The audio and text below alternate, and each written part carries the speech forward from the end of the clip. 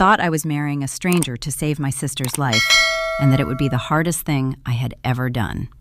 I had no idea that the first words he said to me after the ceremony, quiet, calm, delivered with the precision of someone who had been rehearsing them for months, would reveal that the entire arrangement had never been about saving anyone at all. His name was Daniel Marsh. He was 34 years old, a corporate attorney with gray-flecked hair and a handshake that lasted exactly 1 second. We had met 11 days before our wedding at a conference table in the office of his firm's senior partner, where both our families sat on opposite sides like negotiators at a treaty signing, and where the only thing anyone seemed to care about was the paperwork. I had signed it. I had told myself it was temporary, 2 years, maybe 3, and then an amicable dissolution, a clean legal separation, and my sister Lily would have her surgery funded, her future intact, her life returned to her. I had told myself that people did harder things for less important reasons every single day.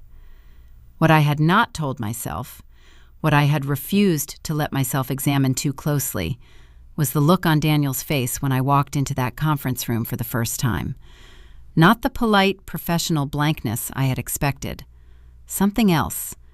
Something I filed away in the back of my mind under irrelevant and did not revisit until it was far too late. The morning of our wedding was cold for April, the kind of sharp, pewter gray cold that makes everything feel thin and provisional, as though the world itself hasn't fully committed to the season yet. I dressed alone in a hotel room 12 blocks from the courthouse, in a cream-colored suit I had bought 2 weeks earlier from a rack at a department store, because no one in this arrangement was pretending it was a real wedding. My hands were steady when I buttoned the jacket. I remember being surprised by that, by how still my hands were, how practical the whole morning felt, like preparing for a job interview rather than the most consequential legal act of my life. My mother had offered to come. I had told her not to. Lily had offered the same, and I had told her the same thing, more firmly, because the whole point was that Lily should not be anywhere near any of this, should not have to sit in a courthouse corridor and watch her younger sister sign herself into a contractual marriage on her behalf. Lily was 27 and had been fighting stage 2 ovarian cancer for 14 months, and the experimental treatment protocol that her oncologist described as her best statistical option cost more money than our family had seen in 3 generations combined. Our father had died when we were children. Our mother worked nights at a distribution center and had spent the last year silently, devastatingly, trying to figure out which bills she could postpone. The answer, it turned out, was none of them. I was 25. I had a degree in graphic design and a mid-level job at a marketing agency that I had been at for 3 years and that paid me decently but not extraordinarily. My savings, when I had looked at the number the morning I made my decision, had felt simultaneously like a lot and like nothing at all. A year's rent, roughly, and not even half of 1/4 of what Lily needed. I had looked at that number for a long time in the pale blue light of my phone screen. Then I had closed the app and started making calls. The arrangement had come through my college roommate, Priya, whose uncle worked in estate and family law and who had, delicately, carefully, watching my face the whole time, mentioned that she knew of a situation. A man from a prominent family. A contractual marriage for practical purposes on both sides. Generous financial terms. She had handed me a folded piece of paper across a cafe table, and I had unfolded it, and the number on it had made the air leave my lungs entirely, because it was exactly, almost to the dollar, what Lily's treatment would cost. I had sat with that piece of paper for 3 days. I had cried once, on the second night, and then I had stopped and called Priya back. The courthouse was gray stone and smelled of floor wax and old paper. Daniel was already there when I arrived, standing near the entrance to the registrar's office in a charcoal suit, his hands in his pockets, looking at a point somewhere above the double doors with the studied calm of a man waiting for a delayed train. His lawyer was beside him, a woman named Patricia Holt, who had been the one to draft the contract and who I had spoken to more than I had spoken to Daniel himself in the 11 days preceding this moment. His parents were not there. My mother was not there. There were 2 courthouse witnesses, a clerk and a building maintenance supervisor named Gerald, who did this apparently often enough that he had a system for where to stand and when to hand over the pen. Daniel looked at me when I walked in. The look lasted 2 seconds, maybe 3, and then he smiled, small, professional, appropriate, and said, "Good morning." I said it back. We did not hug. We did not touch at all until the moment the registrar indicated we should join hands for the formal portion of the ceremony, and even then his grip was careful, measured, the fingers of a man who understood the weight of ceremony without necessarily feeling it. The ceremony itself took 9 minutes. I know because I watched the clock on the wall behind the registrar's left shoulder for the entire duration, not out of impatience, but because I needed something specific and motionless to focus on, while the words being said to me made their way through the extraordinary unreality of the moment. "Do you, Jessica Ann Calloway, take this man?" And I had said yes, quietly and clearly, thinking of Lily in her hospital bed 3 weeks earlier, her hair thinning at the temples, her hand wrapped around mine, saying, "You don't have to do anything, Jess. Please don't do anything." And I had said yes anyway. Gerald, the witness, signed his name in a looping, practiced hand. Patricia Holt gathered the documentation with the efficiency of someone who billed by the quarter hour. The registrar offered us a brief, generic congratulations and moved on to the next couple waiting outside the office. A young pair in their early 20s with flowers and photographs and a small group of cheering friends visible through the glass panel of the door. I watched them for a moment. The girl was laughing, her dress a vivid cobalt blue against the gray corridor, and her fiancé was kissing her temple before they even made it through the doorway. Something moved in my chest. Not envy, not quite, but the shadow of a feeling I didn't have time to examine. Daniel was beside me when I turned back. Patricia had stepped away to take a call, and for the first time since this entire process had begun, it was just the 2 of us. The corridor was quiet. The fluorescent light above us hummed. He looked at me. The small professional smile from before was gone. What replaced it was something different, still composed, still controlled, but with an undercurrent I hadn't seen in the conference room or across the contract documents. He reached into the inside pocket of his jacket and removed a folded sheet of paper. He held it out to me, not with urgency, but with the careful precision of someone completing a transfer they had been anticipating for a long time. I took it because there was no reason not to. "There's an amendment to the financial agreement," he said. His voice was measured, pleasant, the voice of a man explaining a minor scheduling change. "It was drafted last week." Patricia will walk you through the formal language, but the short version is this. The full amount we discussed is now conditional. 60% will be transferred to your designated account within 48 hours, as originally agreed. The remaining 40% will be released upon successful legal establishment of joint custody rights over any child born during the term of our marriage. He paused, just long enough. "We can discuss the timeline for that at home. I've had the guest room prepared for you." I did not move.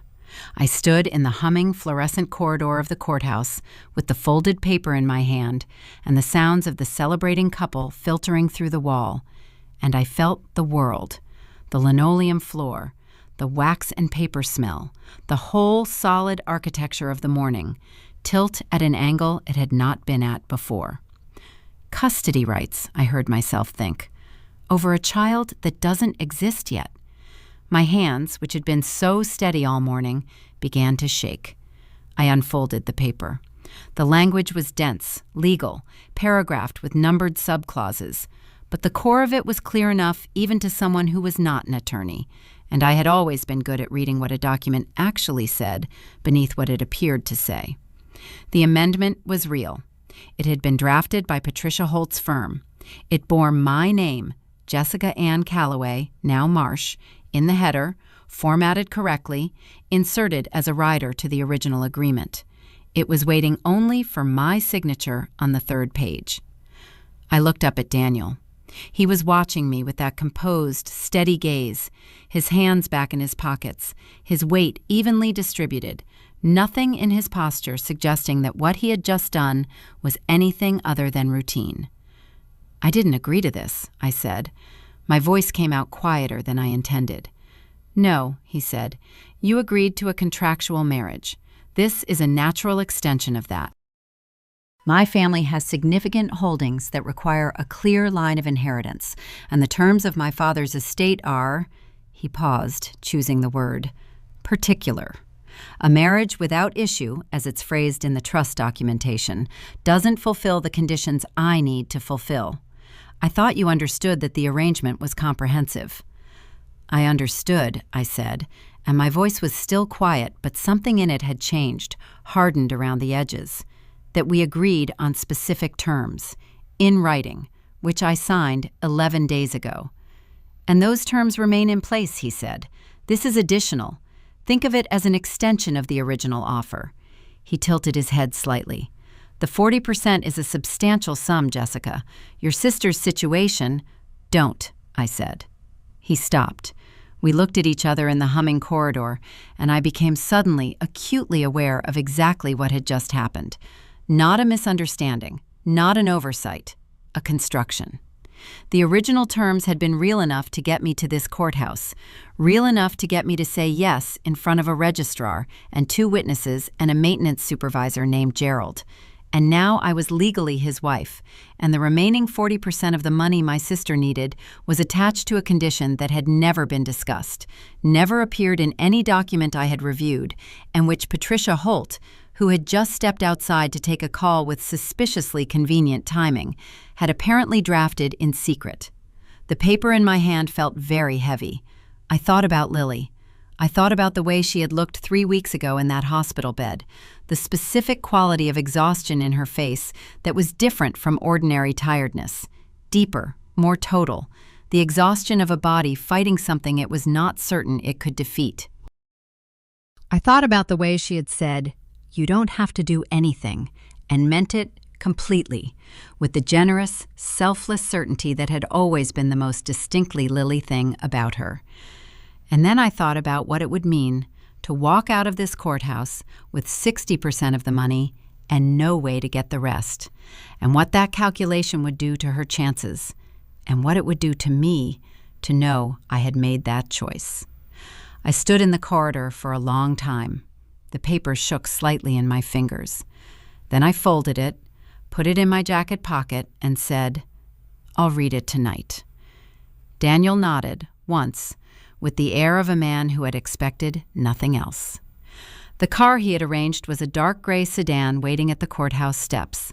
I sat in the back seat, and he sat in the front passenger seat, and neither of us spoke for the 40 minutes it took to reach the address, a house in one of the quieter, older residential areas of the city, brick and climbing ivy, and a row of mature oaks along the driveway that had clearly been there for generations. It was a beautiful house. I recognized, with a cold, clear-eyed detachment I had not previously known I possessed, that this was entirely intentional, that everything about this man and this situation had been arranged with great care to appear exactly as reassuring as necessary at exactly the right moment. The driver opened my door. I stepped out onto the gravel driveway. The morning had warmed slightly while we were in the car, and the oaks made a soft sound in the wind, and the house in front of me was everything a house should look like. And I stood there, with a folded amendment in my pocket and my sister's life in the balance, and I understood, with the quiet, absolute clarity of someone who has just watched the ground open beneath their feet, that I had walked into something far more carefully constructed than I had ever imagined, and that I was going to have to be smarter than the man who had constructed it. The guest room was at the far end of the second floor, separated from the master bedroom by a long corridor, and the particular quality of silence that large old houses have when they are mostly empty. The room itself was beautiful in a way that felt deliberate.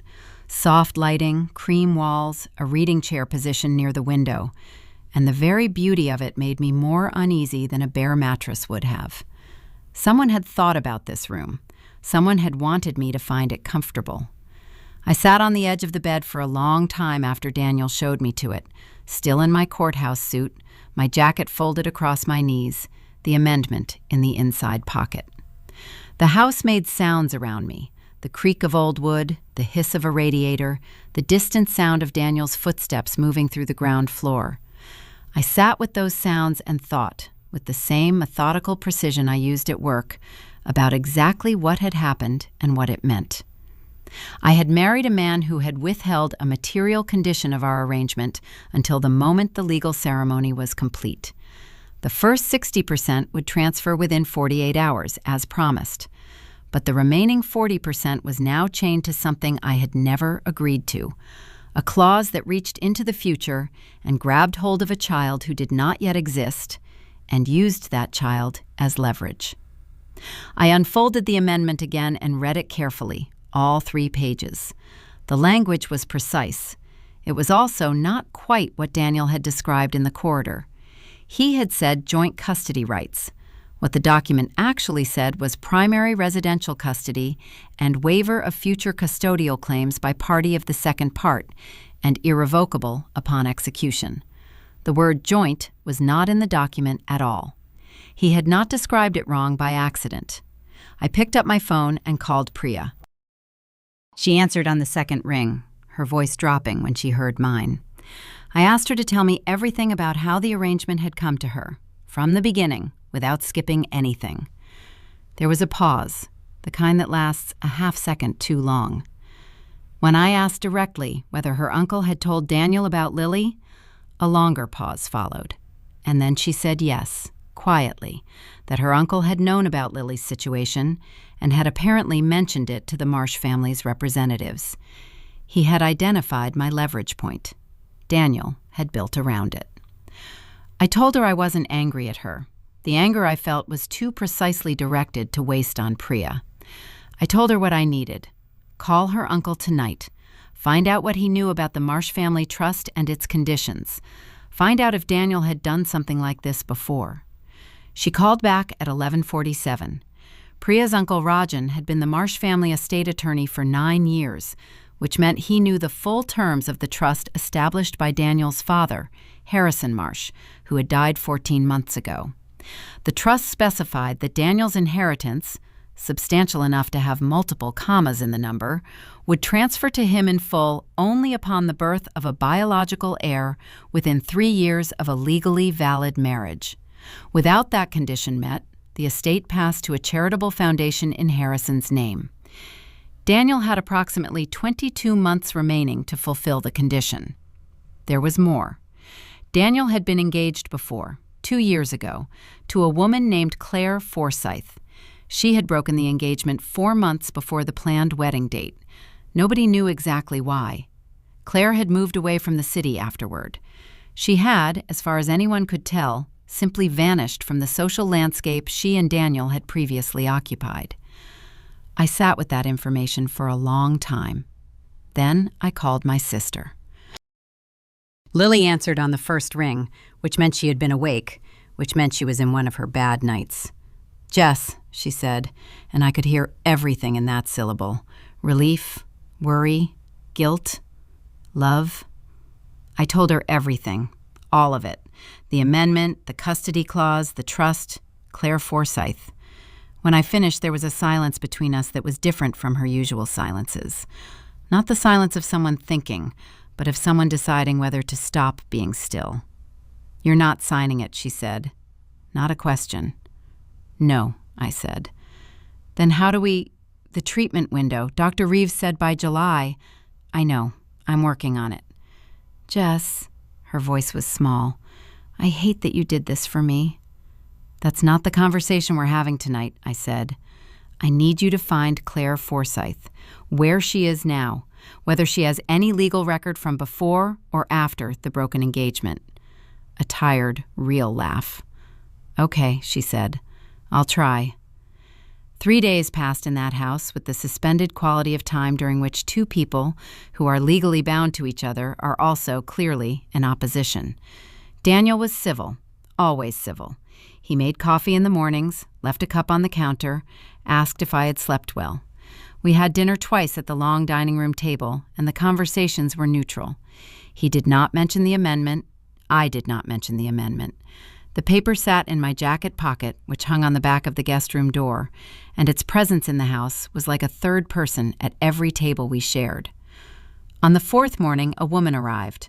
I heard her car, then heels on the front steps, then Daniel's voice in the entry hall, and came to the top of the stairs and saw her before she saw me. She was in her early 60s, dressed in the way of a woman who has always had money and has stopped needing to signal it. Her hair was silver, pulled back to make her face very clear. She carried a leather document folder. She and Daniel were speaking in the low, rapid shorthand of people who have known each other for a long time. His mother.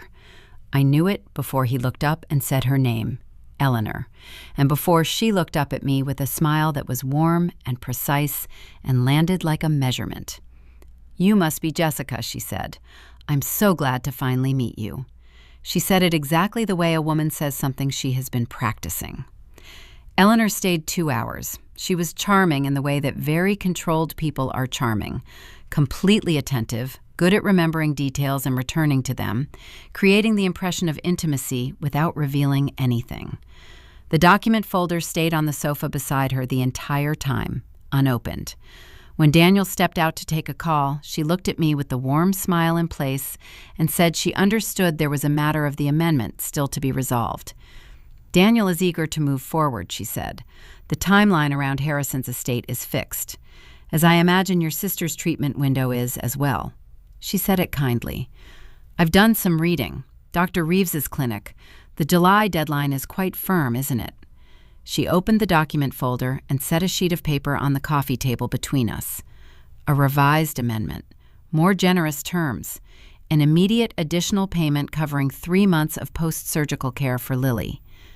"We're not unreasonable people," she said. "We want this to work for everyone." I looked at the paper on the table. I looked at Eleanor's warm, measuring smile. I thought about Daniel handing me the first amendment in the courthouse corridor with the ease of a man who had planned it long enough that it felt like instinct. I was watching the second move in a game whose board I hadn't seen yet. "Thank you," I said. I picked up the paper, folded it, set it in my lap. "I'll read it carefully." Eleanor's smile didn't shift. "Of course," she said. Lily found Claire Forsythe in 11 days.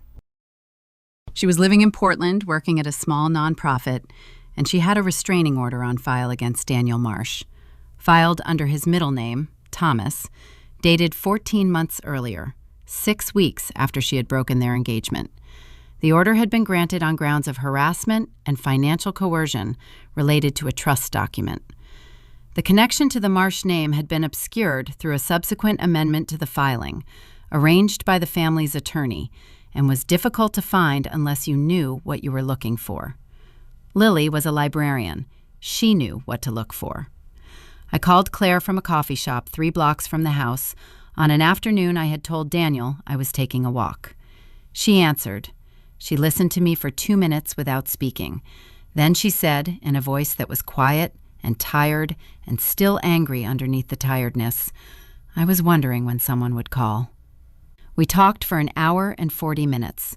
The meeting I requested was held in the living room 1 week later. Eleanor, Daniel, and Patricia Holt. I had asked for Patricia specifically because she had drafted both amendments, which created professional complications for her in certain circumstances. I had explained this in writing through my attorney, Susan Carr, a contract and family law specialist whose flat-rate fee Priya's uncle had quietly arranged, perhaps out of conscience, perhaps self-preservation, likely some combination. Susan sat beside me when I placed my folder on the coffee table across from Daniel and his mother. "Claire Forsythe," I said to Daniel. He did not move. Eleanor's smile remained. Patricia looked at a point above my left shoulder. "The restraining order filed under Thomas Marsh," I continued. "The financial coercion documented in the supporting materials. The trust-related pressure that mirrors almost exactly what has happened in the past 11 days. Claire has provided a sworn written statement. It's in that folder." Daniel's composed surface shifted, not into fury, not into panic, but into the colder and more deliberate expression of a man recalculating. "You have no legal standing," he said. "We are married. The original contract was entered under conditions of material omission," Susan said, her voice perfectly level. "Key conditions were withheld until the ceremony was legally complete. That constitutes grounds for avoidability claim. The amendment was never signed and cannot be enforced. We're prepared to file for annulment on grounds of fraudulent inducement. Claire Forsythe's statement provides direct pattern evidence." Eleanor said, "You'd be walking away from everything." "The 60% is already transferred and belongs to Lily's treatment fund," I said. "You can attempt to claw it back through litigation, during which Claire's statement enters public record. The restraining order is reported in connection with the annulment filing, and the trust conditions Harrison established are examined in discovery." I looked at Eleanor. "Or you give me the remaining 40%. No amendment, no custody provisions, and written confirmation that the original contract is fulfilled and dissolved." The room was quiet. Daniel looked at his mother. Eleanor looked at me. And for the first time, the warm, measuring smile was gone. What replaced it was something closer to recognition. The expression of a woman who has encountered something she underestimated. "What's your timeline?" she said. 72 hours, Susan said pleasantly. "Or we file Monday morning. The transfer completed on a Thursday." I was sitting in Lily's hospital room when the notification came through, the number arriving with the finality of something that had cost everything to obtain. Lily was asleep. Morning light came through the blinds in narrow strips across her blanket. I sat in the chair beside her bed and looked at the notification for a long time. And then I put the phone face down in my lap and listened to her breathing. Slow, even, present, which was everything. I had filed for annulment the day before. I had moved back to my own apartment with its thin walls and fire escape window and the neighbor who played music too late, and it was the most comfortable space I had ever occupied. I had called Priya. I had not called Daniel or Eleanor. I had, in a careful and factual email to a journalist who covered family law and estate matters, mentioned that a restraining order filed under a middle name in a case with notable parallels to other reported incidents might be worth reviewing. I had included Claire's contact information with her permission. Claire had said when I told her, "You were braver than I was." "You were first," I said. "That's always harder." Lily's surgery was scheduled for early June. On a Friday morning in late May, I drove her to her pre-op appointment, and we stopped for coffee at a place we had been going to since college. We sat at a small table on the sidewalk in the new warmth and talked about nothing particular. A book she was reading, whether we could get to the coast that summer. She looked like herself, not the Lily of 2 years ago, but herself now, changed, present, entirely here. There was a tiredness in her face that I thought might always be there, a permanent knowledge in her eyes, but underneath it, a quality of attention, of being exactly in the moment she was in. "When you first told me what you were planning," she said, turning her cup in her hands, "I was so angry." "I know," I said. "Not at you, at the fact that it existed, that there was a version of the world where you had to make that choice." She looked at me. "You shouldn't have had to." "No," I said, "but I did it anyway." She smiled, small, tired, real. "Yeah, you did." The street moved around us. Trees along the boulevard were thick and green. I had married a stranger to save my sister, and the stranger had turned out to be something I hadn't agreed to, and I had saved my sister anyway. Not cleanly, not without cost, not the way I had planned. What I had lost was the comfortable illusion that people who behaved correctly in conference rooms would continue to do so once the papers were signed. What I had kept was Lily, and the knowledge of what I was capable of when something that mattered was at stake. I drank my coffee. The morning light moved across the table between us. The trees were very green. That was enough.